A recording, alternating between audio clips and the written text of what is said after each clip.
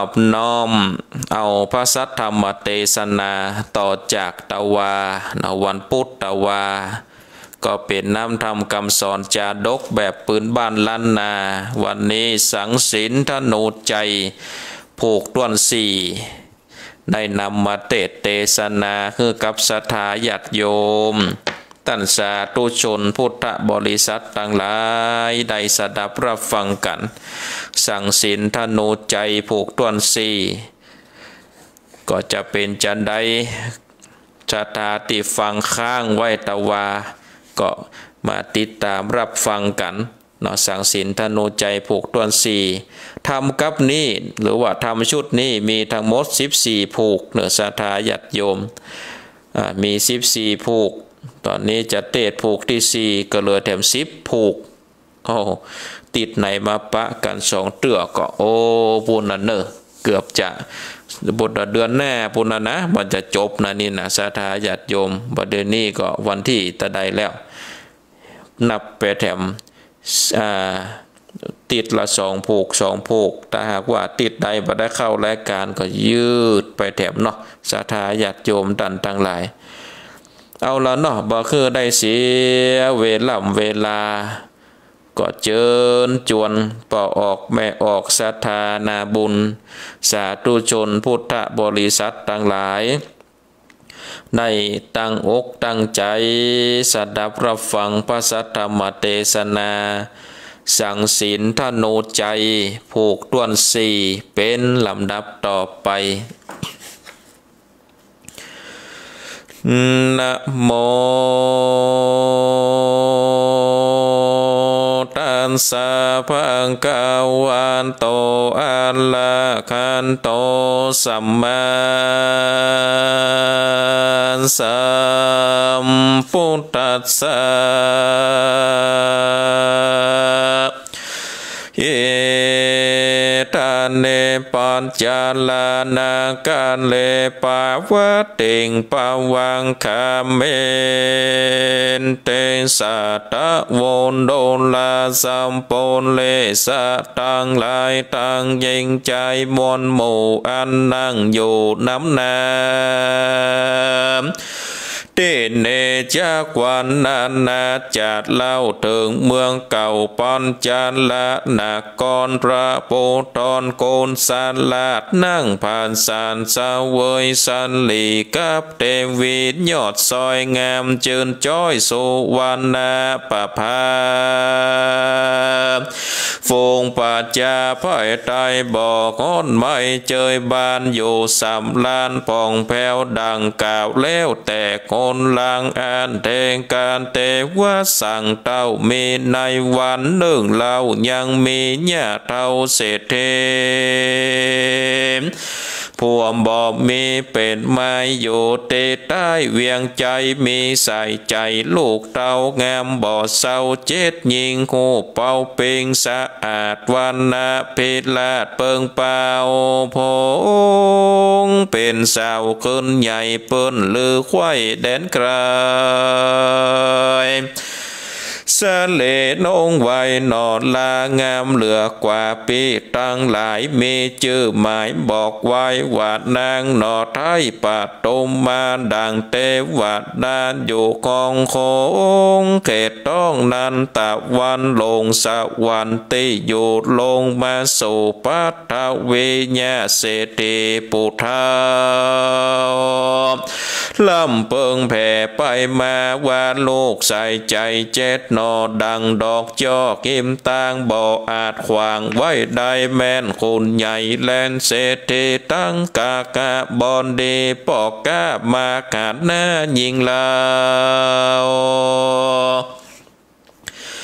เตี้ยงขอเอาเมื่อไว้เป็นลูกป้ายเมียแปลงแม่นกูแข็งบอกปล่อยยังลูกน้อยเจนสันหลีเวนกับเม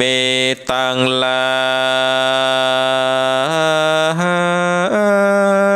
ยแหล่เตี้ยงเกิดแผ่โดยมากวนกูทวาย เทดาหนอเนาแก่เต้าเจ้าขอใจการกึดใจดังนี้แล้วก็ปาลูกแก้วเจ็ดนางขึ้นสู่ภาษาแข่งโกนสันลาดลานจาแล้วถวายเทดาหนอเนาแก่ลูกเต้าเจ้าขอคำอ่านว่าปัญญาโกนสันลาดญาสะอาดเลือจาก็คือกันญาเจ็ดกันญาเป็ดน้องอยู่ในกองกอดใจกับใส่ใจผู้เก้าคือนางหนอดเนาสุวรรณปะพาแล้วคือเล่งดาเสื้อผ้าตั้งเครื่องแงะอลังการเงินคำขานหลายสิ่งแก้วแหวนยิ่งหลายอันมายื่นปั่นบอดยาคือแก่แย่เศรษฐีและนาโสดลานจาอันว่าปัญญาโกศลาดตนเป็นเจ้ากับนอดเนาเทวีสะเวยปุลีใหญ่กว้างเป็นเจ้าจางนั่งหอดใจโจดมันภายต่างดาวบอกขาดเข้ามาเบียนสามปะเกียนก้อนไม้บอกมาใกล้ปาลาฟงโลกาปัญญาบอกมาปาดสันดานตะว่าพระปูบานยศใหญ่ยังโศกไม่เขืองเขมเถิงพระเกณฑ์เนน้องลางามเงินฟ้าสุนันตาอันยักขาดหยาบจะเอากว่าเด็กกายจากว่าตายเลื่อนอยู่บ่อาจกู้ไปได้ยินเจ็บใจบอกขาดเต้าเทราชผู้บานจริงอาทิฐานน้อมไว้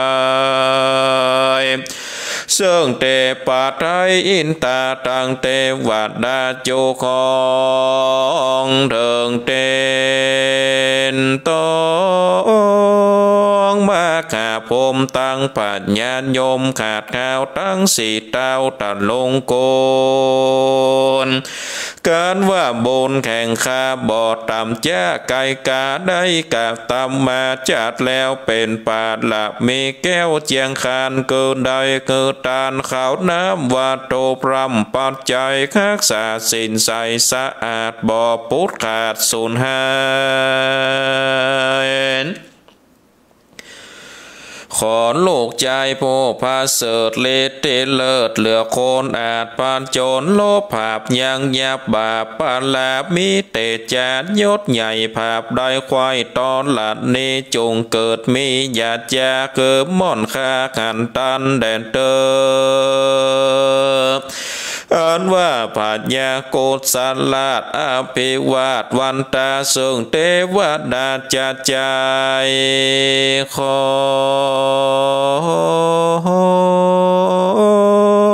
ลูกแก่นไทยตังวันแหลนนาตาสมิงคะเนในขณะนั้นเหล่าย้อนบุญเก่าเดิมอ่อนแข่งพระผู้ตอนโกนสันลาดบ่อเสียงขาดไกกาโคนินตาเจ้าฟ้าสาวเวยแหลกลาส่องสวรรค์กอดเล่งหันเก้าเกตโงแจ้งเจตอธิษฐานแห่งพระผู้บานโยนยาวนั่งแต่นเต้าปัญจลาดนากรใจอาวรข้ามเจ้าใครได้ลูกเต้าบนมีตัดลงฤทธิอาจกาแปดแยกป่าดงตันกันโกนสวรรค์โกแล้วอันจะคือลูกแก้วใส่ใจเจียงเล่งไปตัวของคงเขตเมืองบนก่อขันเทวบุตรตนองอาจอยู่ภาษาโตสิดากับหนอปุถานยศใหญ่ดาจากไก่ดับขันการเล่งขันแจ้งแล้วเต้าตนแก้วอินตาจิงลีลาบอดจาสะเพาะหน้าเมืองบนขึ้นสู่คนแข่งของคงเขตต้องโตนสินดาแล้วเข้าไปแข่ตีไก่แต่ป่าไทยบุญนำแล้วไข่กำโอกาสโดยถอยวาดปิญญาวาพลโตมาลิสาดูแลผู้ขาทุกหมดได้ บัดเนเต้าไทยปัญจัดละนากรใจอาวรข้ามเจ้าไข่ได้ลูกเต้าบุญมีถาดลงฤทธิ์เรื่องลาบอาแปแปสภาพสันตุขอตนบนโจต่างกู้ลงไปสู่เมืองโคนเอาปาฏิสนกำเนิดในต้องนางผู้ประเสริฐเทวีแถมปาดละมีจัดใจเพื่อคือไก่แก่เนลปันแดดเตอติดนั้นเทวาบุตรองค์อาจฟังโอกาสอินตาก่อขับปฏิญญาบอดยาว่าส่องผู้คาจักไป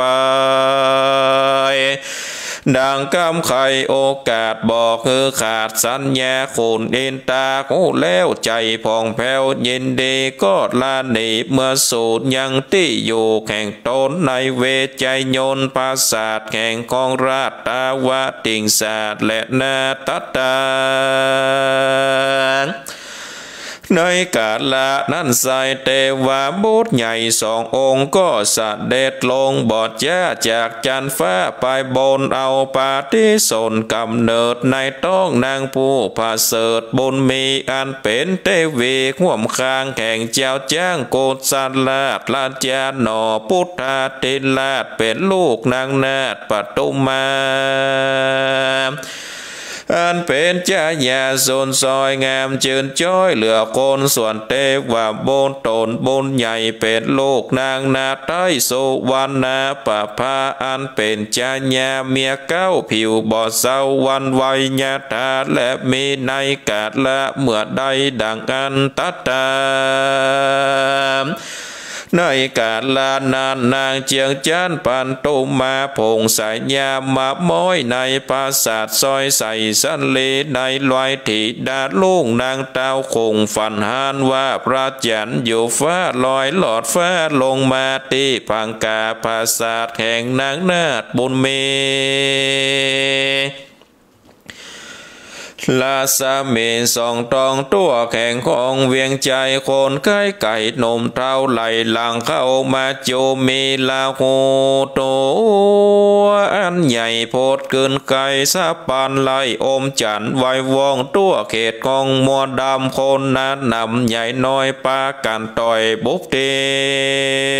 ม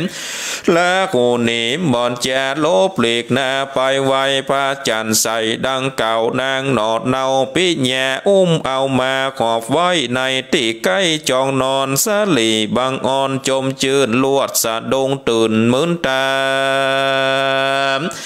นางสั่งการแย้มบอดน้อยบอกกล่าวถ้อยคำใดบอกภัยสักผู้เต่าดักอยู่คนเดียวและนาตานโตปันลังเบื้องนาแต่ท่านเจ้าเจียงจันเทวีแข่งผู้มีกุศลลาดคือนางนาสุวรรณาปะพาจอมจาญามิ่งกล่าวกับลูกเนี่ยเท่าเศรษฐีเจตนาเลจื่นจอยนางสดซอยชื่อปัตุมมาผู้โสภางามอาจวันนาพิลาใส่เสขาพระเมนโจโปพร้อมนะอยู่ขอใจฝูงนางในก่อมใจหวังแวดไกลเป็นปัลิวานโศกสามล้านข้ามเจ้าบ่อโศกเศร้าเครื่องกา10 เดือนมาคบควายวันโจกใหญ่ยำดีนางเทวีแม่เก่าก็พาสูตรลูกเต่าพุทธามีลากันนะดูหลากพอแตกหากกวนอามเป็นราชสีงามจัดจรโคนเกียงอ่อนเปิงแปงดังคำแดงลูกลายลูกเล่นได้สะปานโคนลือกันสันสาวนั้นตรวจดาวปุลีส่วนเทวีสุดซ้อยได้ลูกน้อยเป็นใจคูบคิงกายพาเสิร์ชของทิพเกิดมาปานอาสาจันแต่ใส่เกิดตะโนนใหญ่กวนอามกับดาบงามเลิศแล้วเป็นดาบดำแก้วสันลีกันใจคมข่าวใสวาดเกิดพร้อมบาทกุมารพระผู้บานปอดดาวใจจืดยาวนักหนามีปิญาหักมากบอกเฮือพรากละเนม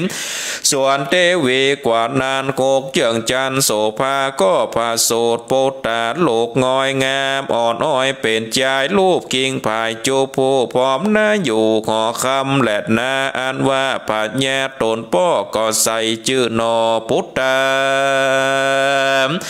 แห่งนางโสวรรณป่าพาแม่เก่าว่าโสวรรณสิงหราชเจ้าสมนามเหตุขนงามเลืองเลือพอตุกเมื่อตอนตาดังคำขาดหลอบเบาบอบมนเศร้าเสียนสั้นเลสวนลูกเทวีสุดซอยเนื้ออ่อนห้อยข่าวใสเจอสินท่านโนใจหยาดลาดเหตุองค์อาจกวนงามองค์ขะงามลำเลิศของทิพย์เกิดเต็มตันส่วนลูกโง่กนฝูงอื่นเต้ากอดยื่นน้ำปั่นสมไผ่มันคบไว้บอกเว้นไว้สักคนและนาเมื่อกุมันมวลหมู่หูกะโอกำคน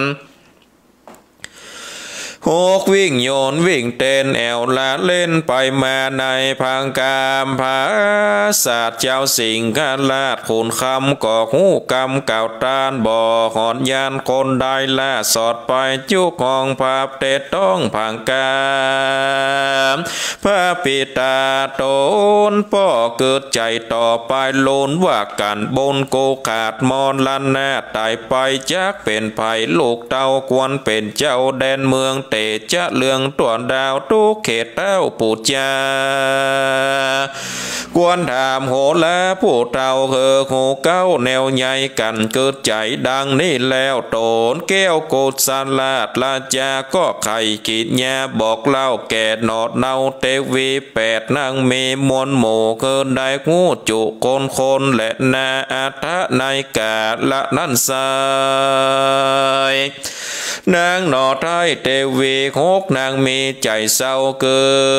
ดพี่นางหนอเนาป่านโตมาเข้าเพิกษากล่าวโอชาเพาะโนโมหกนางว่าสลีคิงบางน้องซอยมีลูกน้อยเป็นใจการยาภายลำเลิศของทิพย์เกิดเตรียมมาเตียงบุญนาแต่เราจากได้เป็นเจ้าแดนเมืองเขาจักเครื่องหลายแหล่ตกเตียงแผ่มาปานจักมองผ่านโศกเศร้าตั้งลูกเต่าหกใจกวนอุบายแต่งหางเล่ผ่ามั่งเลวปานข่าวเพิกษากันตั้งหมู่ก็เกิดหูอบายจริงควรขวายบอดยาดาเสือผ้าเงินคำของนัดนำกำมากนับแต่หากปอแสนมีตังแหวนและหน่วยแก้วนาแต่งแล้วตั้นใจแล้วเรียกนางนายขาดใจมานั่งไกลกองตาไข่ขีญาบอกเล่าเคอหูเก้าตามมีว่าดูราตาสีผู้แกว่นจุงจักเล่นไปปันเอาของรางวัลมวลหมู่ไปปัน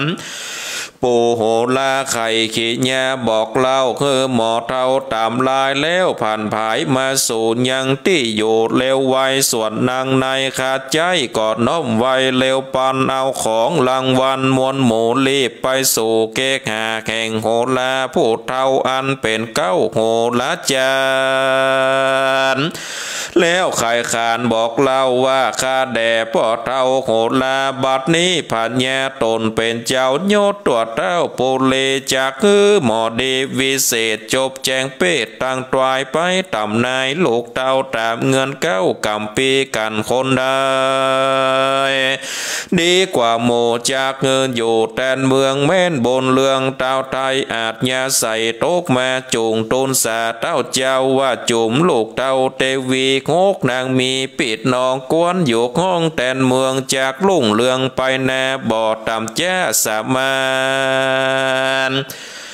ปานอากาศในลาวหกแม่เจ้าเทวีตกแต่งดีพร้อมนาคือตัวข้านำมาถวายปูจาป่อเท่าคือเป็นเก้าขันคำแม่นสมกรรมฝ่ายอ้างบ่อลิดมั่งยังโกนปันอากาศหนุนหมักเต้าจากหลังเข้ามาปาน ได้ขันต่อหน้าบอกเกิดจ้าเลวไว้กาดนางนายกาแล้วก็เอาแก้วและคำแดงของกาแปงต่างหลายแหล่ยืนปันแก่โคตรลาแล้วขึ้นมาลีบก้าวน้อมไว้กล่าวตามมีแก่เทวีบับใบเกอโกไกวโกกนางและนาปุณนาเทวเสในวันโลนหลวงเจ้าเต้าเป็นเจ้าโกศสลาดลาจาก็คือโคลาหนุ่มเท่ามานั่งเฝ้าเป็นปาลิวานแล้วมีลาจาองค์การตันกล่าวว่าดูลาเท่าโคลาเขานี่นาเกิดขวาดไข่เกอโอโลดลาดใส่ใจแตนเวียงใจใหญ่กว้างเป็นเจ้าจ้างไปโลนสู่จงโกนขันพอเกอแจ้งต่อสายตาตามลาแต่เก่าแม่นลูกเท่าคนใดจาติในปางก่อนบุญบ่อผ่อนยังมีสมปันดีกว่าหมู่จักอยู่แตนเมืองและนาตาตาในกาดละนั้นอันว่าโหละจานผู้เท่าอันเป็นเก้ากว่าหมอตวายบอกหูอายตอบบาปหันแก่ลาบเงินคำบอกกว่ากรรมบาปกายแจกตอบสายไปโลนหนตั้งบนละเวนเตียวเขาเส้นตั้งดำมันรีบกำเอาแปนนางแอนเง้นเอาเจิงทะเลล่ำเปิงขีดแต้มลงเลขแอมเป็นสายเท่าผีพายคู่แล้วว่าเจ้าหนอแก้วใส่ใจคือสินทานโนใจญาลาดโนลูกนางนาดปัดตุมามีบุญนาดใหญ่กว้างไผ่บ่ออ้างเตรียมตันมันเลงหันที่แจงทะเลเส้งมันยาเจ็ดน้ำตาปิหายทุกข้อนไม่เหลือการบ่อตูนสารกล่าวต้อยเงียนาตามก้อยเครื่องเกปั่นผู้มีเต้าเจ้าขันปูเท่าโกดลาบอกไข่จัดตันกล่าวตนตันเต้าจริงพูดจาว่าดูราโกดลาผู้ใหญ่ตันศกไม่สั่งจ้าสั่งบอดจากกล่าวโอคือข่าวหูเลวไวเท่าจังไรน้อมไว้ว่าข้าแต่เต้าไทยเหนือหัวอันว่าตัวแข่งข้าทุกโศกาเหลือใจเกิดยากไข่กำกล่าวคือตันเต้าตามีเจ้าผู้เลโกดสลาดฟังตอยวาดกำจากแห่งโกลาผู้เท่าจริงตันเล่ากำไปว่าเป็นสันใดไข่โกจุงกะอู้มาปาน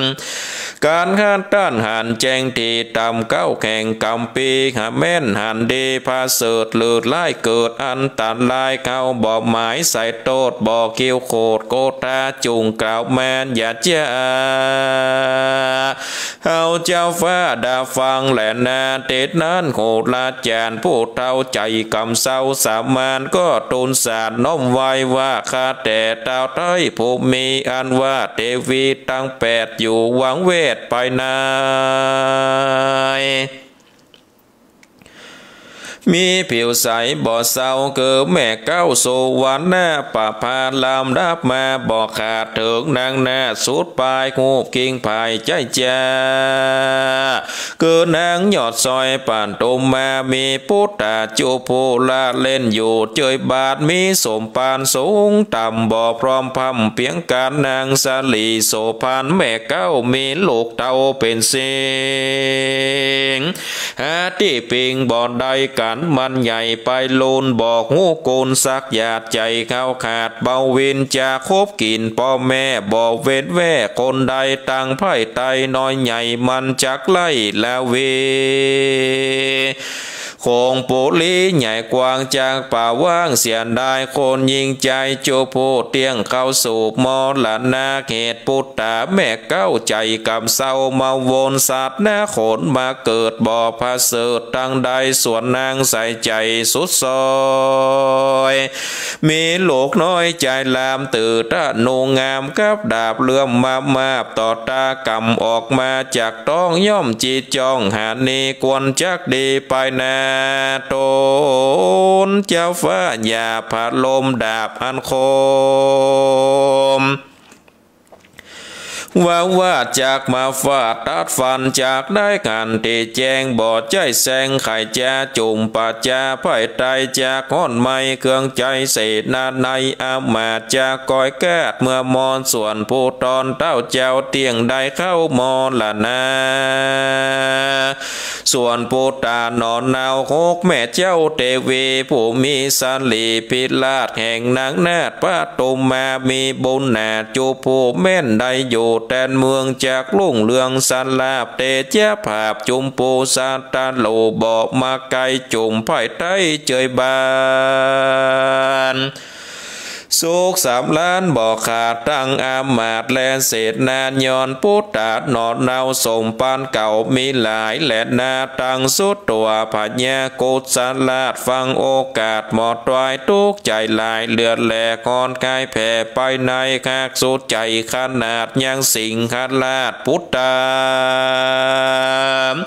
โลกโสวันนาป่าพาแม่เก้างามบ่อเศร้าวันไวกันสินตะโนใจหนอลูกน้อยลูกแม่ซ้อยป่าตุมมาหมอกโกลาปอยก่าวคือคู่ข่าวขาดนี้เตียงจักมีเป็นแก่นถูกตัดแม่นตับลายมันเกยตวายหลวงแล้วยังนางน้องแก้วสุนันตาว่าจักมีพญามาตองในแข่งห้องสันดานเกิดยากมันหยาบจ้ามาแต่ป่าดงไพรเอาใส่ใจน้องลาปาดปากหน้าไข่ตาหมอโหและเก่าเจบ่อพิธีตั้งใดตามมีในหลวงแล้วบ่อกาดแก้วเสียกรรมเจ้าขอกรรมยศใหญ่ตุกเอาไม้ตัดนัดใจจริงจักไข่เก่าต้อยเซิงเท่าต่อยโกดลาว่าแม่นพุทธาแม่เก่าและลูกนางหนอเนาสูดปลายจะเกิดกายเป็นโตดอุบาทโหดไปโลนเยียคือขูดและปลายคอนเดือดไม่อาณาดังโหดลาเก่าแก่กากแม่นเต้ตามกรรมเขาจะกะตำดังลือจะเพื่อคือข้อเปล่าสูญหายโอนตาไหลก้อยกาดอุบาทดับโซนั่นจะเตดนั้นโหดลาจานพูดใหญ่ใจกำไม่อาธรรมย่อมือตำใส่เกาไว้เสิงเจ้าละจาว่าแม่นมาหาราชเจ้าตนเป็นปิ่นเกาผู้เลนใครอยู่ดีไปนาภายฟ้าเจยบานสุข3 ล้านเตียงเต่าจุงเอาลูกเต่า2 ข้ามไปปล่อยดงหนาป่าไม้ผายแยะไม่ใหญ่ตั้งลายเตียงจากหายเสียงขาดบอบมาปาดอินทรีโขงปุลีใหญ่กว้างไผ่บ่ออังเครื่องกาแมนขากพุทธา2 หน่อบ่อเกิดพอขันกลายอยู่ในภาษาบอกขาดขึ้นวันเตียงจากหันไปนาเป็นดังคาตุนสาบอนยาจะและนาโสราจาอันว่าผัญญากุศลาดฟังโอกาสหมดวายค้อนใจหลายกว่าเก่าเกิดขาดนิ่งเล่าไปมาว่าแมนขากพุทธาหนอทายจะเครื่องไม้ต่างเมืองกำแกนเครื่องลายแหล่จะเกิดแก่ปานลาแมนเอาพุทธาหนอน้อยไปละปล่อยดงภัยกรรมทุกใจโศกไม่ย่อมเกิดใกล้ตนกูโผนอินโดบอดแล้วยัง2 หนอแก้วใส่ตากูเป็นผาแย่ซะเวยลาดกวนคืออามาตคนในตั้งไผ่ไตจูผู้ได้สุขอยู่เจยบานคน3 ล้านตัวของโคงเขตต้องปุลีหากเป็นพระเวณีแต่ก่อนเจนปูมอนเดิมอ่อนแม่นเจ้านะก่อนค่อนไม่กูแจกอยู่ได้สันได้ลูกใส่ใจติลาดจากก้อยกาดไก่กาดย้อนเวนมาไล่ตอนบอดจ้างสอนลบหนีวิบากมีไล่โซนจากหลวงปูนตั้งได้เต่าคืดใจดังนี้แล้วก็คืออามาตแก้วต่างตา าน้ำอาจยาแข่งเต้าไปบอกกล่าวโคนคานตั้งนายนักการพวกน้อยนับอ่านลอยเลี้ยวปานคือเอากันตั้งหมู่เข้าไปสู่หอควางเอาลูกนางแม่เก้าคือสิ่งขาลาดเจ้าบุญมีกับลูกเทวีแม่ซอยคือเจ้าหน่อน้อยสินธนูใจไปปล่อยดงไปปราบไม้อยากคือได้คืนมามาต่างตาปูกแกวนลูกแล้วแล่นไปไวแล้วก็ไข่กล่าวถอยแก่พวกน้อยเลวปันและนาติดนั่นจุ่มคนหานพวกน้อยเล่นเป็นถอยเลวไหวขึ้นขอใจภาศาสตร์แห่งนางนาสุวรรณปะพาผู้มีลากานาบ่อเศร้าอันเป็นแม่เก้าเทวีและสมสะเลสดซอยเกินนางน้อยป้าตุมมากาบตูนสาไว้กล่าวตามอาจญาเต้าผงวางกอบมีคันและนาเนที่ตังขีญาสางวันนาวิเศษจากของเขตสังสินธนูใจผูกตวนสีก่อบังกรมสมเลศสันเดเอาละสัทธาญาติโยม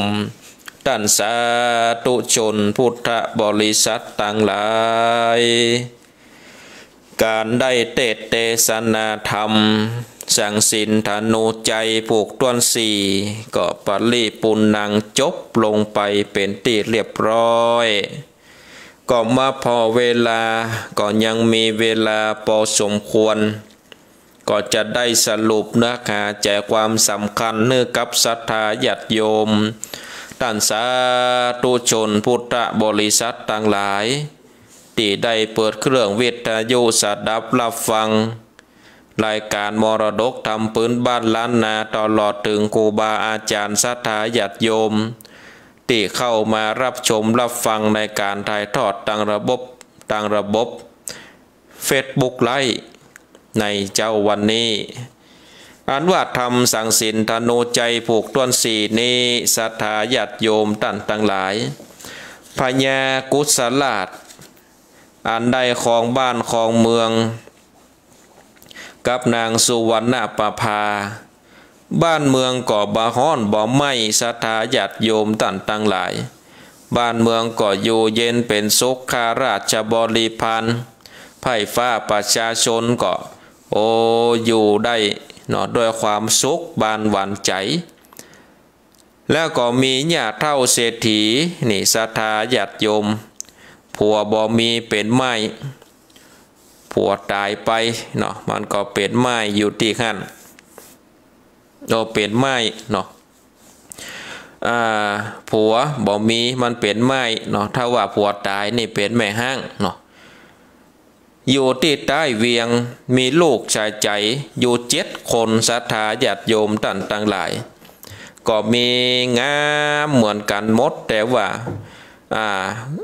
คนสุดซ้อยคนที่7ชื่อว่านางปทุมมานี่เป็นธิดาที่งามเหมือนกันศรัทธาญาติโยมเป็นธิดาที่งามแต่งามตัดงามหนักงามหนาเหมือนเทวดาลงมาหล่อเบ้าเห็นได้งามกว่าคนอื่นเลยเนาะเพราะว่าเป็นน้องล่าน้องสุดน้องช้อยคนที่7นางก็มาคิดว่าลูกเขานี่เปรียบเหมือนว่าดอกไม้หิมตังบอกว่าจะเป็นขุนใหญ่เป็นเศรษฐีกาคะบดีปอกก้าหรือว่าเป็นปอดใจเดินทางมาหันใจหมายตาอยากจะได้ลูกของเขานี่ไปเป็นเมียอยากจะได้ลูกของเขานี่ไปเป็นเมียก็บอกอันเขาจัดได้คัดขวางจัดได้ก็จำเป็นได้ไปเป็นตามกรรมตามเวรเฮาควรที่จะเอาลูกของเฮานี่7 คนนี่ศรัทธาญาติโยมเอาไปถวายเพื่อกับพญากุศลราชาได้เป็นนางกอมใจหรือว่าเปิ่นจะเอาไปเป็นนางนาสนมก็ตามใจญาติเท่านั้นก็เลยป้าเอา ธิดาตั้ง7 คนลูก7 คนนี่ไปถวายกับเจ้ากุศลราชาเจ้ากุศลราชานี่ก็ฮับเอานาง7 คนก็คือไปอาศัยไปอยู่กับมเหสีคนเก้าเมียคนเก้าคือชื่อสุวรรณปภาศรัทธาญาติโยมท่านทั้งหลายเนาะชื่อนางสุวรรณปภาแล้วก็คือเสาะหาเสื้อผ้าเครื่องง่าอลังการตั้งหลายแก้วแหวนแสนสิ่งเอามายื่นปั่นเฮือกับ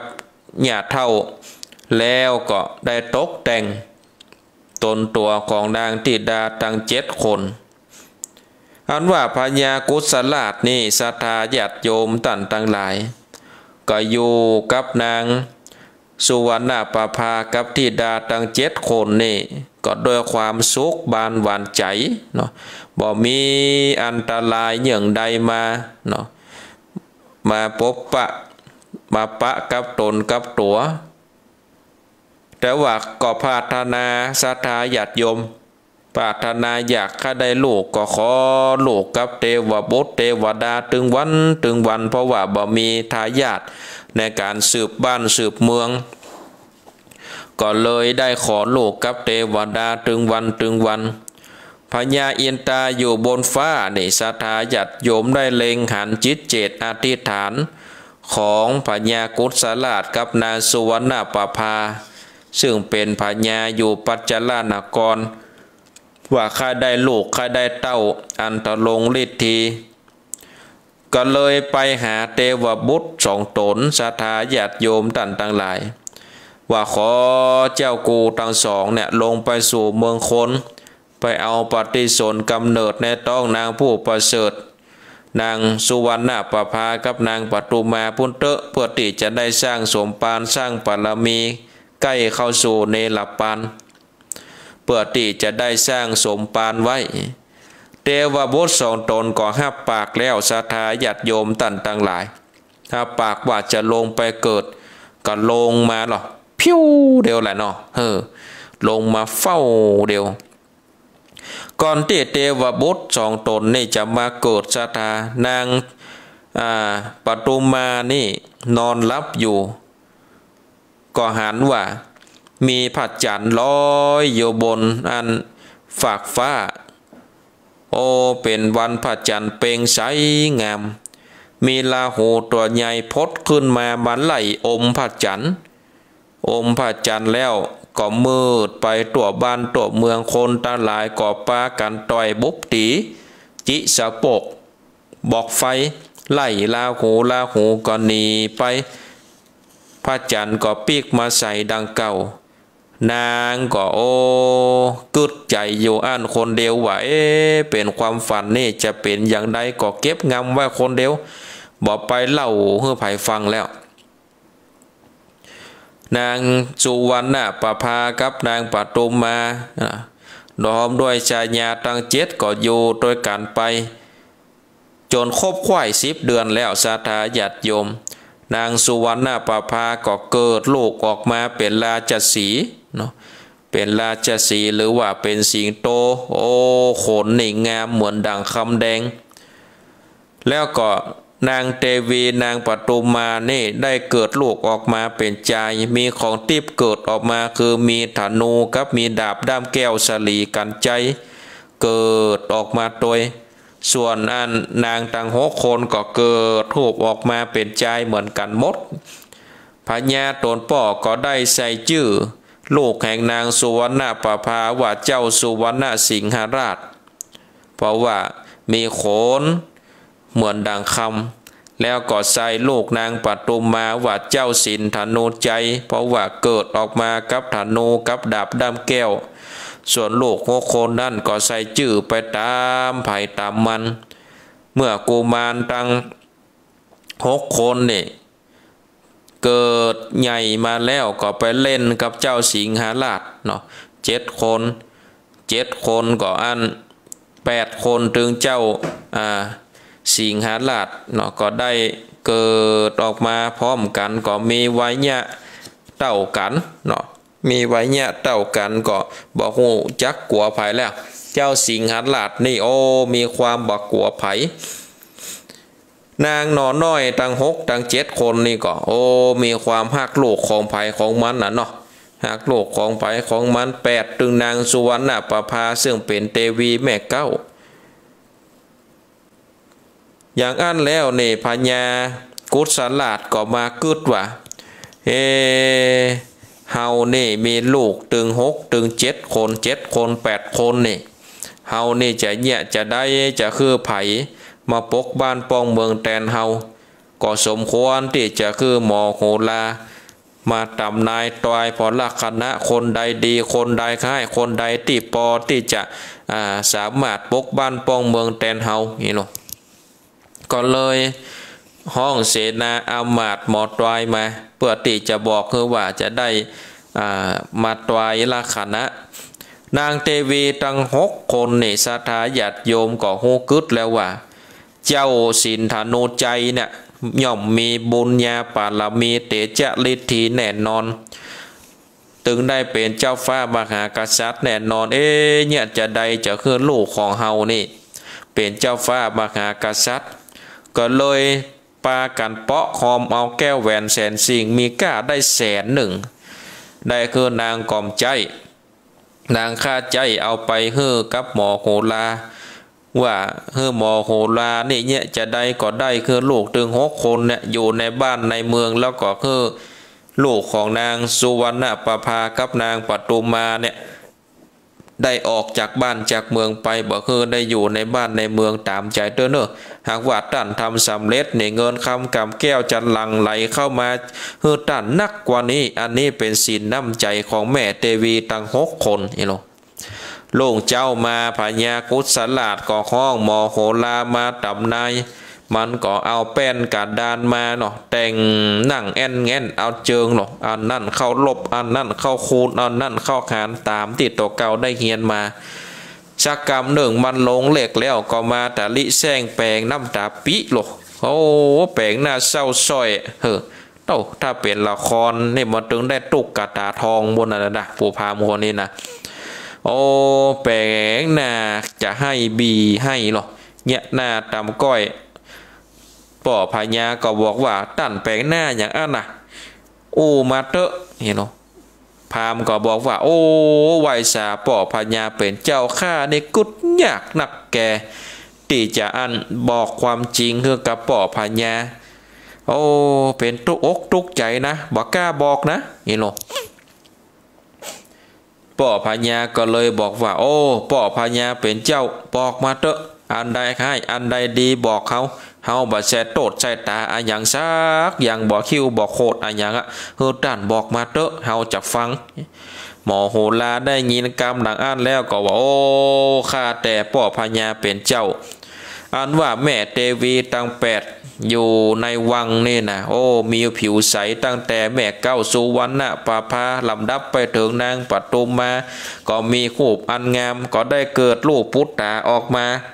แต่ว่าแม่เก้าสุวรรณประภานี่มีลูกเป็นสิ่งนี่ฮะเป็นที่เปิ่งที่ปิงบ่ได้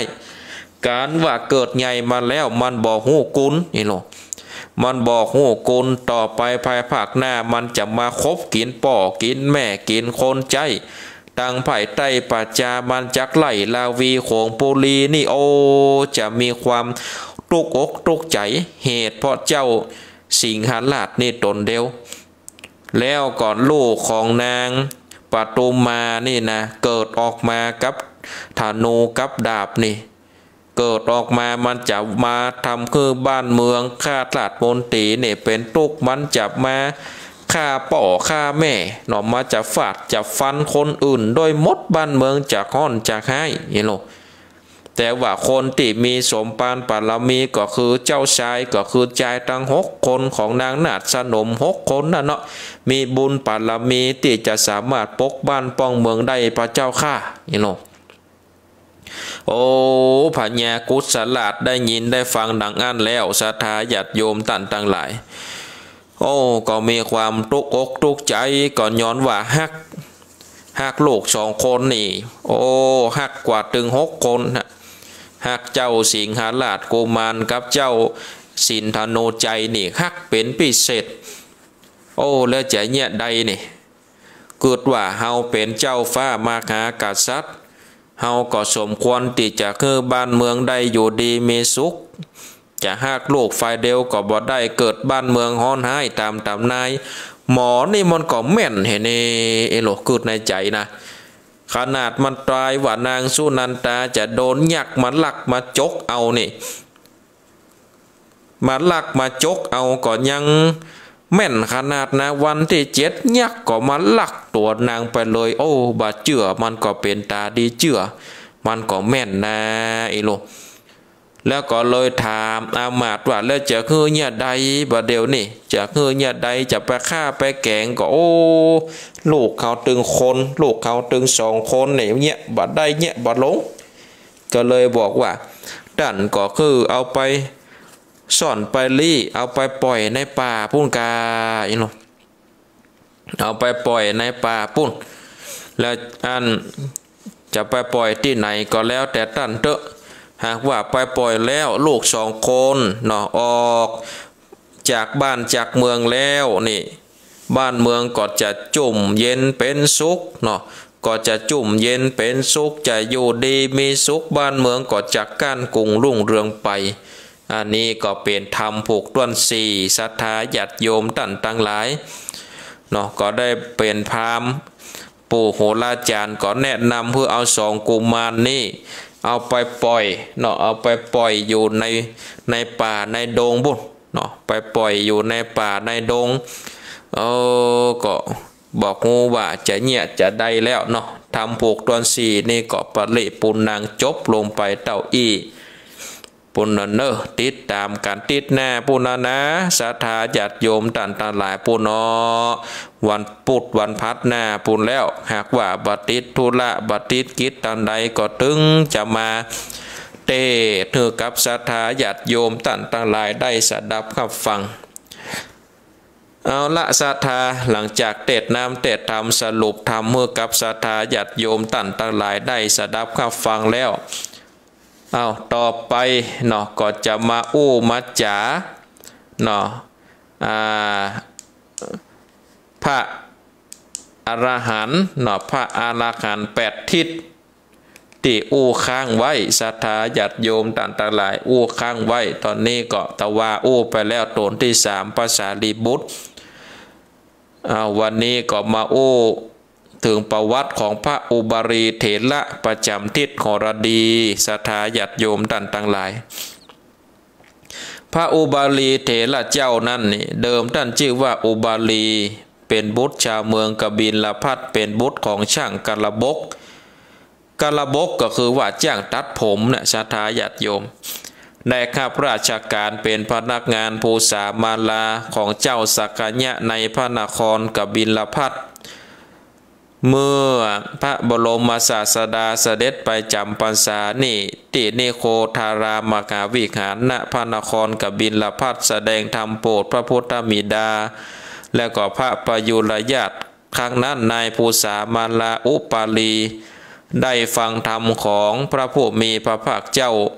ในฐานะที่เป็นคนรับใจเจ้าสักขยะตาลายอยู่ตลอดเวลา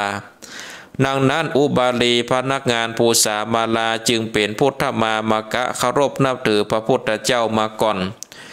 ขั้นพระผู้มีพระภาคเจ้าเสด็จกลับจากพระนครกบิลพัสและเสด็จจาริกไปแคว้นมันละเสด็จประทับอยู่ที่อนุปิญนิคมแห่งเจ้ามันละครั้งนั้นเจ้าสักยะกุมาร5 พระองค์ก็คือพัทติยราชาอนุรุทธะอานันทะพระคุกิมพิละแล้วก็เจ้าโกริยะ1 องค์คือเทวทัตมีพระประสงค์จะออกบวชตามผนวดติดตามพระผู้มีพระภาคเจ้าแล้วก็ปาอุบาลีพนักงานภูษามาลาฮับใจใกล้ชิดกับจตุรงค์ข้าเสนาเสด็จออกจากพระนครทำประหนึ่งว่าเสด็จประพาสพระราชอุทยานการเสด็จออกไปไกลจากเมืองแล้วก่อนรับสั่งคือเสนาทั้งหมดปิกคืนเนาะปิกคืนพระนครปาแต่อุบาลีพนักงานภูษามาลาผู้เดียวการเสด็จพ้นเขตราชอาณาจักรเข้าสู่แคว้นมันละแล้วก็ทรงเปื้อง เครื่องประดับอันมีค่าทั้งหมดเอาภูษาห่อเรียบร้อยแล้วทรงประทานเนื้อแก่นายภูษามาลาอุบาลีพร้อมกับรับสั่งว่าอุบาลีเธอจงปีกไปเตอะเฮาทั้งหมดจะออกบวชติดตามพระผู้มีพระภาคเจ้าเกิดว่าเครื่องประดับมีค่าทั้งหมดในห่อที่มอบเพื่อเธอทั้งหมดนี้นักปอที่จะเล่งตัวและครอบครัวเพื่อเป็นสุขได้ตลอดชีวิตนายพนักงานภูษามาลาอุปาลีกันว่าครับเอาเครื่องประดับแล้วด้วยความเคารพก็เดินทางปิกไปได้น้อยหนึ่งได้เกิดว่าหากเขาเข้าไปในพระนครเจ้าสักยะทั้งหลายทราบเรื่องนี้เข้าอาจเข้าพระทัยพิษว่าเขาเป็นตัวการให้ราชกุมารทั้งหลายนี้ออกบวชและอาจเอาโทษเขาถึงตายด้วยปกติเจ้าสักยะทั้งหลายมีมานะกล้าทั้งดุร้ายจักบ่เชื่อฟังคำกราบทูลที่แจ้งของเฮานี้แต่ประการใดประการหนึ่งพระราชกุมารทั้ง6พระองค์เป็นกษัตริย์ทั้งสมบูรณ์ด้วยทรัพย์สินสลิงคารบริวารทรงสละออกบวชได้แล้วอย่างใดเฮาจะออกบวชพ่องบ่ได้ความจริงเฮาควรจะติดตามไปบวชโดยจะดีกว่าเมื่อนายภูษามาลากึดดังอันแล้วก็แก้ห่อเครื่องประดับเอาแขวนไว้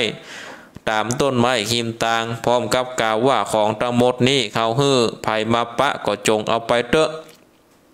แล้วก็ออกเดินติดตามพระราชกุมารทั้ง6นั้นไปจนตันขันสากยะกุมารรับสั่งถามถึงเหตุที่ปิกมานายภูษามาลาอุบาลีก็ได้ทูลถึงความในใจฮื้อทราบทุกประการสากยะกุมารปอพระทัยในพฤติการของพนักงานภูษามาลานักก็ขับสั่งว่าเธอทำถูกแล้วอุบาลีต่อจากนั้นพระราชกุมารทั้ง6กับนายภูษามาลาอุบาลีก็เดินทางไปจนถึงอุปิยนิคมแล้วปาการเข้าเฝ้าพระผู้มีพระภาคเจ้าประทับทูลขอประทานอุปสมบทพระผู้มีพระภาคทรงอนุญาตแล้วสากยะกุมารก็ทูลถวายความดำริต่อไปว่าพระพุทธเจ้าข้าพวกหม่อมฉันเป็นเจ้าสากยะมีมานะกล้าอุบาลีพนักงานภูษามาลาผู้นี้เป็นคนรับใช้ใกล้ชิดของหม่อมฉันมานานขอพระองค์ทรงประทานอุปสมบทให้แก่อุบาลีก่อนเตอะพวกหม่อมฉันจะได้อภิวาทลูกกราบไหว้แล้วทำสามีจิกรรมแก่เธอในฐานะเป็นผู้บวชก่อนเป็นผู้เจริญกว่าในสมณเพศประพฤติพรหมจรรย์เมื่อทำได้เช่นนี้หม่อมฉันคิดว่าจักเป็นวิธีช่วยบรรเทามานะความถือตัวว่าเป็นเจ้าสักยะของพวกหม่อมฉันได้เสื่อมคลายลงไปพระผู้มีพระภาคเจ้าทรงอนุโมทนาในความดำริอันแยบคายของสักยะกุมารทั้งหลายแล้วก็โปรดให้อุบาลีพนักงานภูษามาลาบวชก่อนแล้วให้สักยะกุมารทั้งหลายบวชในภายหลังสมดังมโนรสของสักยะกุมารพระอุบาลีบวชแล้วก็บำเพ็ญสมณธรรมอยู่บ่เมินก็ได้บรรลุพระอรหัตผลเป็นพระอริยบุคคลสูงสุดในพระพุทธศาสนาเนื่องจากท่านเป็นผู้บ่เกียจค้านขยันทำงานมาแต่ครั้งเป็นคฤหัสถ์แล้วดังนั้นแม่จะบรรลุอริยผลสำเร็จโสรสกิจแล้วก็บ่นิ่งดูดายทำงานประกาศพระศาสนาช่วยพระศาสดาในฐานะเป็นสาวกเป็นอย่างดีพระอุบาลีมีความสนใจในพระวินัยเป็นพิเศษโดยเล็งเห็นประโยชน์อันไพศาลตามพระโอวาทที่พระศาสดาตรัสประทานว่าวินโยสาสนสะมูลังพระวินัยเป็นหลักฐานแห่งพระศาสนาพระวินัยบริบูรณ์ดีอยู่พระศาสนาก็จะจำเริญอยู่ถ้าพระวินัยหาบ่ได้แล้วพระศาสนาก็จักเสื่อมโดยเร็วพลันดังนั้นหากมีโอกาสเข้าเฝ้าพระผู้มีพระภาคเจ้าพระอุบาลีจะทูลขอประทานความรู้ในวินัยกรรมตามพระวินัยบัญญัติอยู่เสมอจนปรากฏว่าท่านมีความรู้ดีในทางพระวินัยเหนือกว่าพระสาวกทั้งหลายถึงกับพระศาสดาทรงยกย่องท่านไว้ในเอตตะคะสถานว่าเป็นผู้เลิศกว่าสงฆ์ทั้งหลายในทางพระวินัยเช่นครั้งหนึ่งเกิดอนุวาทาธิกรกล่าวโทษนางภิกษุณีผู้เป็นมารดาของพระกุมารกัสสปะเถระในพุทธสำนักแม้พระศาสดาจะทรงทราบแล้วก็บ่ทรงวินิจฉัยหากทรงแต่งตั้งให้พระอุบาลีเป็นวินัยทรพิจารณาวินิจฉัยอธิกรณ์เรื่องอธิกรณ์นี้มีอยู่ว่ามีสตรี ชาวเมืองสาวัตถีคนหนึ่งมีศรัทธาอยากจะออกบวชเป็นภิกษุณีขออนุญาตมิดามารดาบวชมารดาบิดาก็บ่ยอมให้บวชต่อมามีบุรุษผู้หนึ่งมาสู่ขอไปเป็นภรรยามารดาบิดาก็ให้แต่งงานไปอยู่บ้านของสามีแต่อย่างนั้นแล้วสตรีผู้นั้นก็ยังมีความศรัทธาปรารถนาจะบวชอยู่ดังนั้นนางจึงพยายามทำกิจของแม่บ้านเป็นอย่างดีทุกประการตั้งเอาใจใส่ปฏิบัติบำรุงสามีเป็นอย่างดีจนเป็นที่โปรดปรานของสามีเป็นอันมากดังนั้นเมื่อได้โอกาสนางจึงขออนุญาตสามีบวชสามีก็ยอมให้บวชบ่ขัดความประสงค์ด้วยความรักนางก็ออกบวชเป็นภิกษุณีได้ตามความประสงค์แต่เวลาที่ออกบวชนางเริ่มมีคันอ่อนแล้วแต่นางบอกหูตัวด้วยคันเป็นครั้งแรกเมื่อบวชแล้วก็ไปอยู่ในหมู่นางภิกษุณีที่เข้ารับโอวาทในสำนักพระเทวทัตซึ่งเวลานั้นพระเทวทัตยังเป็นพระสาวกของพระผู้มีพระภาคเจ้าอยู่ต่อมา2 เดือน3 เดือนต้องของนางภิกษุณีผู้นี้ก็ปรากฏชัดว่าเป็นหญิงมีต้องเกิดเป็นเรื่องบดีบ่งามในหมู่นางภิกษุณีดังนั้นนางภิกษุณีจึงซุบซิบนินทากันด้วยความวิตกที่หวั่นเกรงไปว่าอย่างใดเสียความมัวหมองแห่งนางภิกษุณีจะต้องมีชาวเป็นลาคีขาวแก่หมู่คณะของเขาเป็นแน่แท้นางภิกษุณีรูปหนึ่งทนอยู่เฉยบ่ได้ก็แสดงความรังเกียจเข้าไปถามนางภิกษุณีรูปนั้นเอาตรงๆว่าความบริสุทธิ์ของศีลแต่แล้วก็งงงันด้วยนางภิกษุณีรูปนั้นปฏิเสธว่านางบ่ได้ประพฤติล่วงศีลอย่างนางภิกษุณีทั้งหลายเข้าใจแต่ประการใดและบอกบ่ได้ว่าเพราะเหตุใดนางจึงมีต้องส่วนหัวหน้านางภิกษุณีบ่สามารถจะวินิจฉัยได้นางภิกษุณีรูปนี้มีศีลบริสุทธิ์ก็เลยปานางภิกษุณีรูปนั้นไปปะพระเทวทัตผู้เป็นอาจารย์ให้โอวาทแล้วก็แจ้งเรื่องที่เกิดเป็นเช่นนั้นให้ทราบเพื่อประทานคำชี้ขาดควรจะทำอย่างใดในเรื่องนี้ฝ่ายพระเทวทัตทราบเรื่องเข้าก็บัดใจวิจารณปัญหาทึกทักว่านางภิกษุณีจะต้องมีศีลวิบัติทั้งกลัวว่าชื่อเสียงสำนักของตัวเก่าจะมัวมองก็เลยเปิดปากตำหนินางภิกษุณีรูปนั้นว่ามีศีลวิบัติพร้อมกับแนะนำให้ศึกไปเหียอย่าอยู่เพื่อเป็นมนทินแก่สำนักนี้แม่นางภิกษุณีรูปนี้จะชี้แจงอย่างใดพระเทวทัตก็บ่ฟังเพราะปักใจแน่แล้วแต่ต้นทางต้องนางก็ปรากฏอยู่แก่ตาทางที่ดีที่สุดสำหรับการรักษาชื่อเสียงของหมู่ก็คือนางภิกษุณีรูปนี้ซึกไปโดยเร็วที่สุดเมื่อนางภิกษุณีบ่ได้รับความกรุณาปราณีจากพระเทวทัตก็น้อยใจขันว่าพระเทวทัตบ่ยุติธรรมหมดความเคารพนับถือพระเทวทัตเพราะแน่ใจตนว่ามีศีลบริสุทธิ์บ่ได้ด่างพร้อยแต่ประการใดจึงได้กล่าวแก่หัวหน้านางภิกษุณีต่อหน้าพระเทวทัตว่าดิฉันบ่ได้บวชอุทิศต่อพระเทวทัตแต่จริงดิฉันอุทิศต่อพระสัมมาสัมพุทธเจ้าฉะนั้นขอให้ปาไปเฝ้าพระพุทธเจ้าพระพุทธเจ้าจะทรงพระกรุณาประทานความเป็นธรรม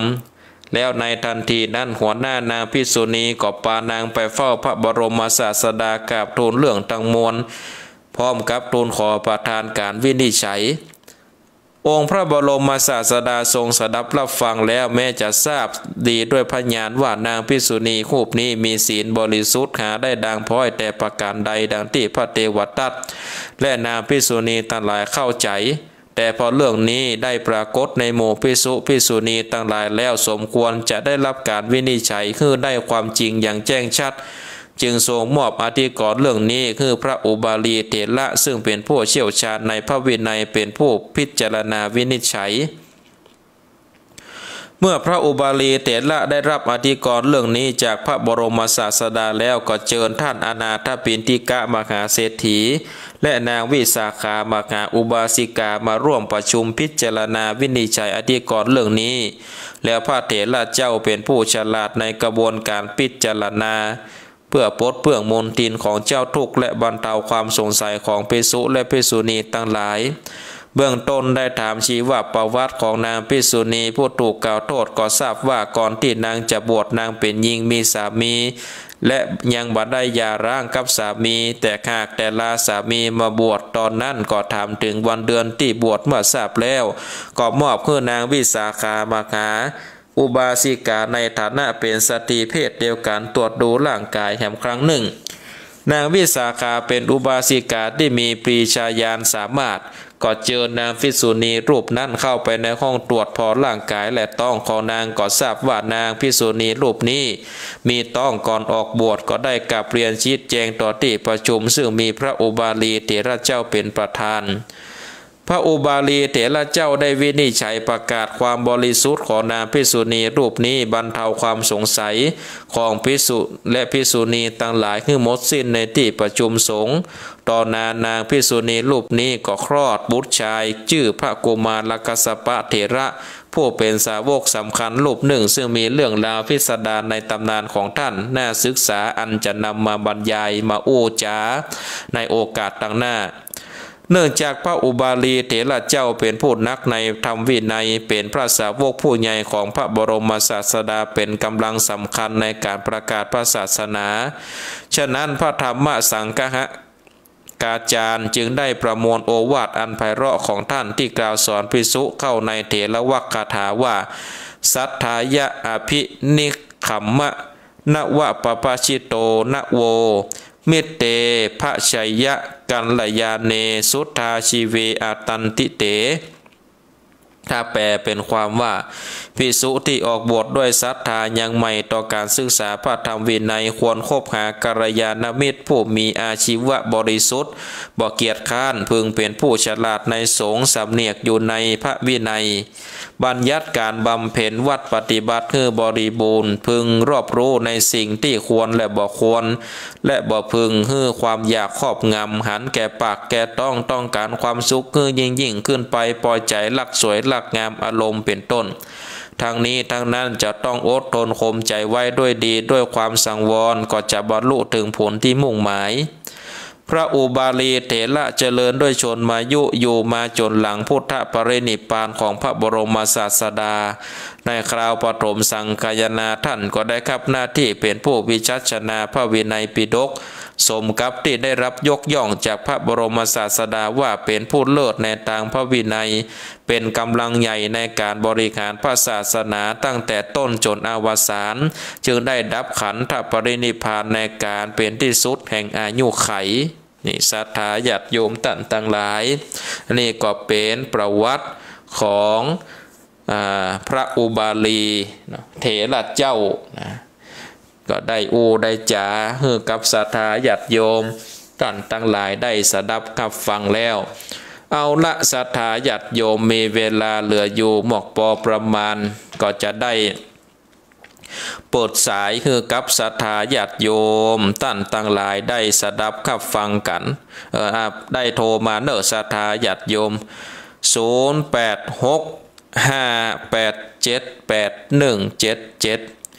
0865878177มีก็โทรเข้ามาเนอะศรัทธาญาติโยมท่านทั้งหลายอยู่ตังใดก็โทรมาแจ้งผลการนับฟังโทรมาโทรมาจ้าโทรมาโทรมาจ่าได้เนอะศรัทธาญาติโยมท่านทั้งหลายโทรมาได้เลย0865878177หับสายเจริญปอนเจ้าไว้ซะเจ้าเนาะเลยทั้งสีเนาะเรืออันทะภควาโมคคลาโนลาหุนิสันนะเจ้าเทวทิตานั้นอธิบายมันนะถ้าใครไปเห็นทำมาศึกษาเนอะเพราะว่าทำมาศึกษาโทนี่ควรจะเอาอนุพุทธเจ้าออกเนาะแต่ตอนตีศึกษาตีปัญหาวันยังเอาคุณเอาวันประวัติพระพุทธเจ้าเนาะอันนี้เลยทั้งสี่ก็ฟังเอาไว้เนอะจะได้มีความหูประดับสูนะเจ้าเนาะจ เจ้าตัวอินเจ้าไว้สาธุโมทนาแม่โทรจากตาใดก็แม่เอาหายไปแล้วเอาโทรมาแถมไม่เอาเจริญปอนไว้จากเจ้าแม่ปานีเนอะจะเรื่องหลังล่องแม่ปานีแต่ว่านี่ไม่ได้โทรฟังเพื่อนโทรเนาะแต่ว่าฟังเพื่อนโทรม่วนดีชัดเจนดีเนาะได้กับม่วนอันนั้นก็ชนใจที่สองแล้วแท้แล้วก็ฟังไปเนาะมันเอาลูกไปปล่อยดีอินดูให้สินันดูใจแท้เปิ้นกึดปัญญาบ่ได้ปล่อยเตื้อผูกแห่บ่กะกำเพิ่นแน่นั่นน่ะกะญาเจ้าเมืองเหตุผลนะจักอย่างเจ้าแม่อินดูด้วยอินดูก็ฟังไปของนี่ก็ม่วนดีก็ฟังไปเนอะผูกแห่บ่นะวันนอกพูดแน่ว่าอันแน่เนาะได้เจ้าพอดีดูลูกของอันนางปทุมมาเด้เจ้าเพิ่งกำลังใจฮะครูเด้อแต่ว่าไม่ได้ดูว่าครูเป็นยังโทรวันนี้ก็ดีแล้วใช่เลขจะถ่ายดูท้ายละครูบัตรติดสักกรรมบัตรติดจ้าน้อยที่สองสายนั่นมันได้สักกรรมเป็นยังเว้ยเพิ่งเข้าไปไงวันนี้ก็ติดแล้วหรอกแม่ฟังวันนี้ไงเนาะสาธุโมทนาดีจัดดีนะจ้าเรื่องกำลังใจนะครูเด้อบุญรักษาจ้าฟังตลอดสาธุฟังเป็นเอาตะวันอ่ะสาธุเจ้าก็ฟังหมดแน่เนาะบุญรักษาครับสาต่อไปเจริญปอนวันนี้สาท่านพระครูโนจากโยมโควิดเนาะครับวันนี้มาสุดซอยครับก็ฟังไปแต่ขี้ลู่หลับไปนะครับผมมิ่งไปกำกะครับวันนี้ถ้าฟังธรรมถ้าผมนอนฟังนะมันจะขี้ลู่มันแค่นี่ถ้านั่งฟังนี่จะบหลับเป็นไงถ้าเขานอนฟังนี่มันขี้เคิมครับมันเคิมหรอมันเป็นกล่อมประสาทนะครับผมว่ามันเคิมนะถ้าเขานอนฟังไปมันเพ่งไปเคิมว่ะแต่ถ้าเขานั่งฟังนี่เขาจะจดจ่ออยู่ใจเขาจะจดจ่อเขาจะบ่เคิมแม่นแล้วครับเอาเป็นกำลังใจท่านพระครูนะครับเนอะสาธุโมทนาครับไว้สาบุญรักษา0865878177 เจริญปอนครับไปสาท่านพระครูมาแล้วเจดีย์3 ยอดครับฟังนะท่านฟังอยู่ฟังบ่ตาเจ้าแล้วก็ฟังตาเจ้าแหละฟังอยู่นี่คนเดียวนอนคนเดียวฟังคนเดียวถึงเวลาก็ถึงเปิดนะเนาะมันถึงเวลาปนอนนั่นถึงเวลามาถึงลูกอ่ะนะเนาะมันถึงลูกถึงเจ้าไงนะแต่ว่าก่อนนะทุกคนท่านมาได้อันนี้ออกครับไว้สาท่านสาธุโมทนาครับไว้สารักษาสายต่อไปเจริญปอนเจ้ากลับไปจากเจ้าท่านพระครูแม่สุกแก้วเจ้าติดกันตลอดเลยเจ้าวันนี้ทำสั่งสิ่งท่านหนูใจผูกต้นทีแล้วจบไปแล้วเนาะจบแล้วรอฟังผูกแห่ต่อไปเจ้าหนังไหวหนังฟังธรรมท่านพระครูนี่เจ้าสาธุโมทนาบุญรักษา086587817708658781770เข้ามาแถมเข้ามาแถมกามหับสายเจริญปอนเจริญปอนอันนี้เปิดวิทยุการฟังเห็นแล้วหับสายใหม่เจริญปอนจำไม่สารราชการเจ้าตกจากทางใดจาก แม่ถึงน้อยเมืองฝางเจ้าแม่ศูนย์น้อยเจ้าแม่อินทนินเจ้าอยากจะอันเรียนถามท่านน้อยหนึ่งอะเจ้าว่าจะได้อันนี้มาได้ว่าพาดพิงถึงไผ่นะมาอู้ถึงพระวินัยนี่ถ้าพระพุ่นฉันเขาแรงอย่างนี้จะพิพระวินัยกับเจ้าเดี๋ยวจะตอบในวิทยุเนอะเจ้ากราบไหว้สาเจ้านมัสการเจ้าสาธุโมทนาสาธุเจ้า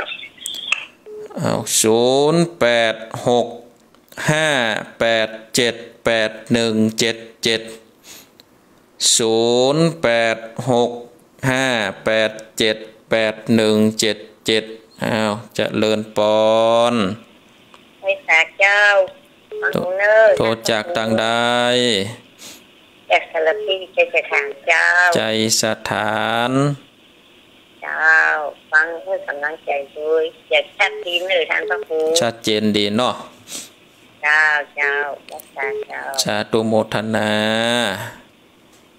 หับสายต่อไปเจริญปอนนมัสการครับท่านพระครูครับผมโทรจากต่างใดพ่อบุญศรียันนะโทรมาจากอำเภอแม่อายครับหวังครับชัดเจนดีก็ชัดเจนดีครับผมหมู่ฟังตลอดม่วนดีเนาะฟังหมดเริ่มต้นแล้วก็สมมติว่าท่านนั้นพระครูผอแล้วแต่ไหวพระมาแล้วเนาะครับได้ไหวพระครับพอเรียบร้อยละสาธุครับผมใจนะครับโมทนาครับผมบุญรักษา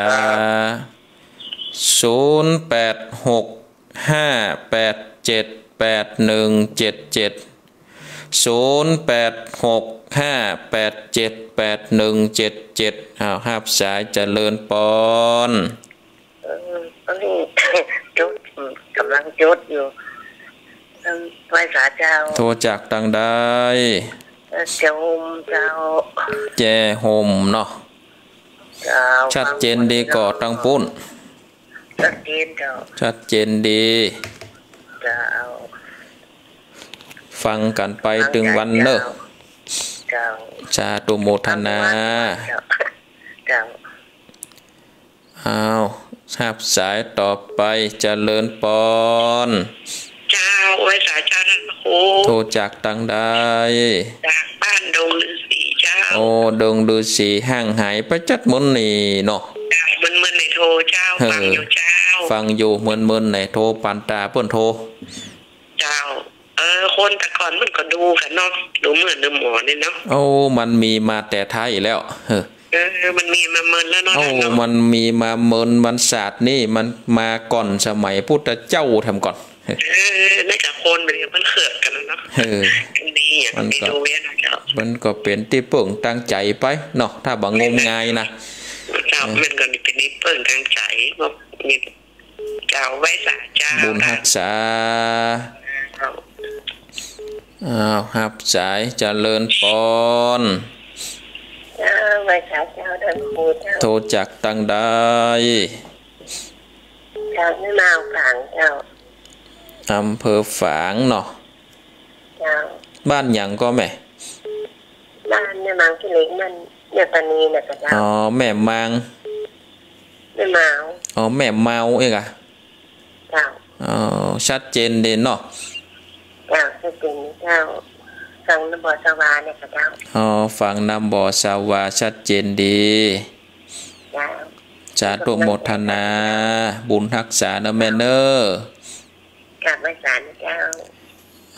เข้ามา0865878177เจริญปอนกราบไหว้ศาลเจ้าท่านพระครูโทรจากต่างใดโรงพยาบาลด้านนาด้านนาฟังถึงวันแต่ว่าบัดติดบัดตันพวกนี้เนาะวันนี้ได้เลยพระท่าน เรื่องพอตั้งแต่เจ้าโอ้ดีแล้วเจ้าฟังท่านดูม่วนดีเจ้าคนดีฟังกันไปสาธุโมทนาสาธุหับสายก่อนนั่นรุดไปแล้วเอามาแหมกำเจริญปอนไหว้พระเจ้าโทรจากตังใดโทรจากหนองล่องเจ้าหนองล่องเจ้าฟังเนี่ยตั้งแต่เมื่อ3 โมงแล้วเจ้าฟังเมื่อ3 โมงแล้วเจ้าม่วนดีก็ฟังกันไปเนอะเจ้าม่วนดีเข้าใจดีเจ้าเข้าใจดีเนาะเจ้าบุญรักษาเจ้าไหว้สาเจ้าเป็นกำลังใจนะเจ้าสาธุโมทนาเจ้ามีก็เข้ามาแถม0865878177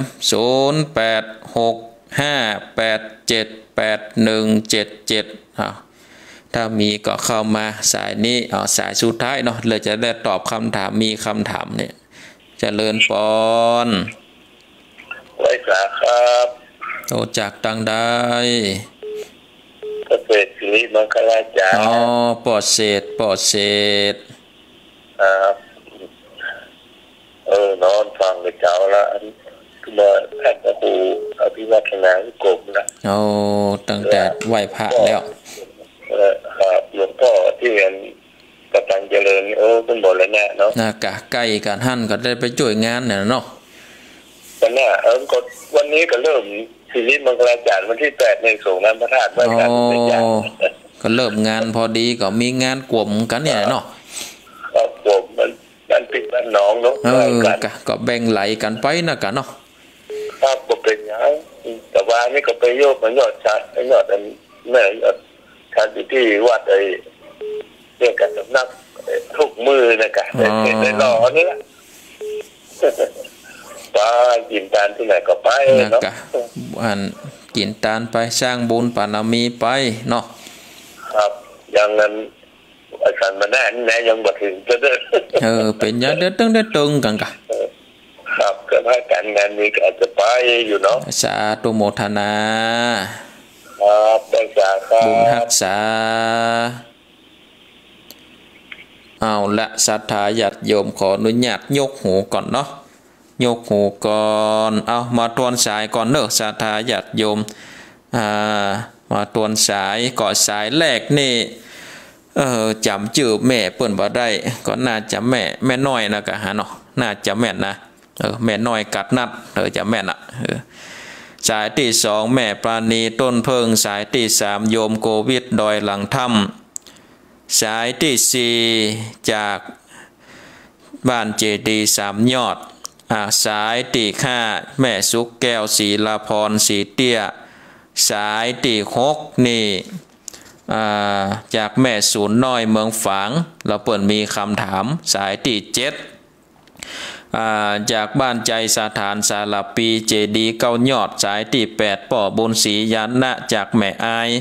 สายที่9แจ้คมสายที่10บ้านดงฤาษีสายที่11บ้านแม่เมาแม่ปานีอำเภอฝางสายที่12จากโรงพยาบาลลานนาสายที่13จากเวียงหนองล่องสายที่14จากปอเศษศิริมังคลาจารย์นะแล้วก็แม่ศูนย์น้อยนี่เปิ้นมีคำถามเนาะ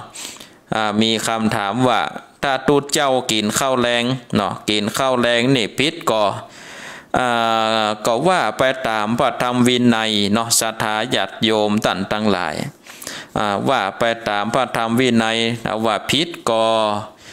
มันก็พิษศรัทธาญาติโยม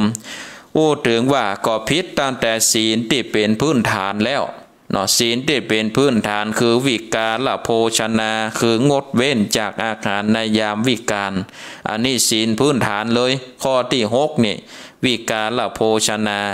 แต่ถ้าเป็นตุเจ้านี่ก็คือเป็นอาบัติเนาะเป็นอาบัติก็คืออาบัติปาจิตตีอาบัติปาจิตตีเป็นอาบัติเล็กๆน้อยๆศรัทธาญาติโยมบัดใจว่า กินแล้วพิษจากความเป็นตุเจ้านะบ่ใจกินแล้วพิษแล้วต้องป้นจากความเป็นปิสุนี่บ่ใจเนอะศรัทธาญาติโยมอยู่ที่โภชนวรรคข้อที่37งดเว้นจากการเกี่ยวก็ดี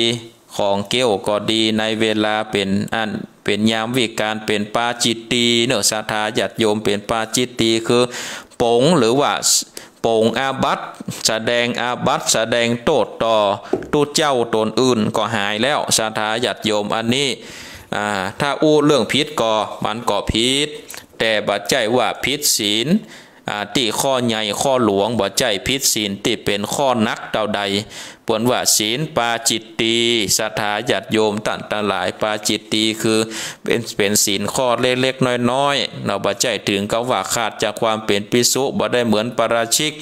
อันนี้คือขาดจากความเป็นภิกษุถ้าพิษสังฆาทิเศษก็ไปอยู่กรรมไปเข้าปริวาสอันนี้ก็ถือว่าเป็นการชำระศีลอันนี้มันเป็นเพียงแค่ศีลเล็กๆน้อยๆปาจิตตีเนาะในปาจิตตีก็ปงแสดงอาบัติก็หายไปเอาละเนาะศรัทธาญาติโยมตั้นตั้งหลายก็รายการมรดกทำปืนบ้านล้านนาก็ประคับประคองเวลามาถึงเวลาปางสุดปางซอยแล้วก็ขอนำเอารายการได้ลาจากศรัทธาญาติโยมตั้นตั้งหลายไว้เพียงเท่าอีก่อนขอความสุขความสัสดีจงมีแก่ทุกท่านทุกคนอายุวันโนสุขังพลัง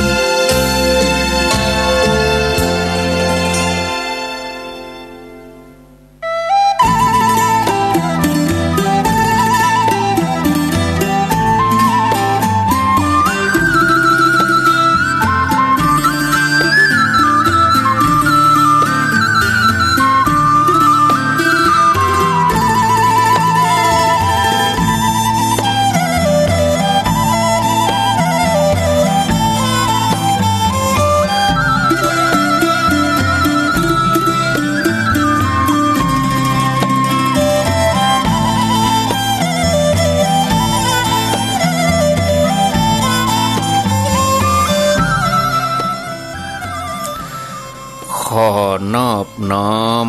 เอากุลพระแก้วเจ้าดังสามประการ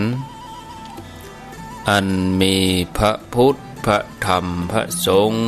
กุลพ่อกุลแม่กุลครูบาอาจารย์กุลศีลธรรมกรรมฐานจงมาปกห่มรักษาครูบาอาจารย์พระเจ้าพระสงฆ์ทุกรูปปกห่มรักษาปอออกไม่ออกศรัทธาตั้นสาธุชนคนดีผู้สนใจใฝ่ในธรรมทุกท่านได้เวลาแล้วเนอได้เวลาแล้วถึงเวลาแล้วได้เวลาสำหรับการรับฟังธรรมะอันเป็นสาระประโยชน์ทางด้านพระพุทธศาสนาน้ำธรรมคำสอนขององค์สมเด็จพระชินวรสัมมาสัมพุทธเจ้าได้มามาพบมามาเล่าสู่บรรดาพ่อแม่พี่น้องพ่อออกแม่ออกศรัทธาท่านสาธุชนคนดีทั้งหลายไผที่ยังบ่ลุกก็ลุกมาเห็นเด้อลุกมาได้แล้วตื่นมาได้แล้วญาติโยมท่านทั้งหลายหลับลุกเจ้ากินผักดังปลายหลับลุกควายกินผักดังเก้าลุกเจ้าได้หลายลุกควายได้น้อยหลับลุกเจ้าเป็นเจ้าทั้งหลายหลับลุกควายป่าเฮือลูกหลานเป็นหนี้เป็นค่าเน้อตื่นมาเห็นเน้อลุกมาเห็นเน้อลุกเน้อลุกเน้อลุกตื่นตื่น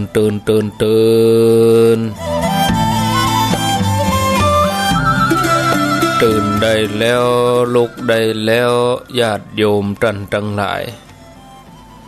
อรุณสวัสดิ์ธรรมะสวัสดีสวัสดียามเจ้าญาติโยมท่านผู้ฟังยินดีต้อนรับเข้าสู่รุ่งอรุณวันใหม่ปะกันเจ้านี้เป็นเจ้าวันพัดวันพฤหัสบดีที่5เดือนมีนาคมพุทธศักราช2563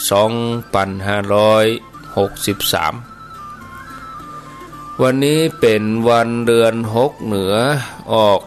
12ค่ำพร่ำว่าเป็นวันพฤหัสบดีมาปะกันในรายการเสียงธรรมแสงอรุณ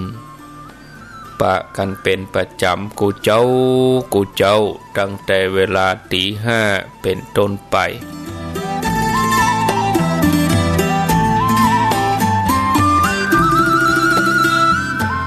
ญาติโยมท่านทั้งหลาย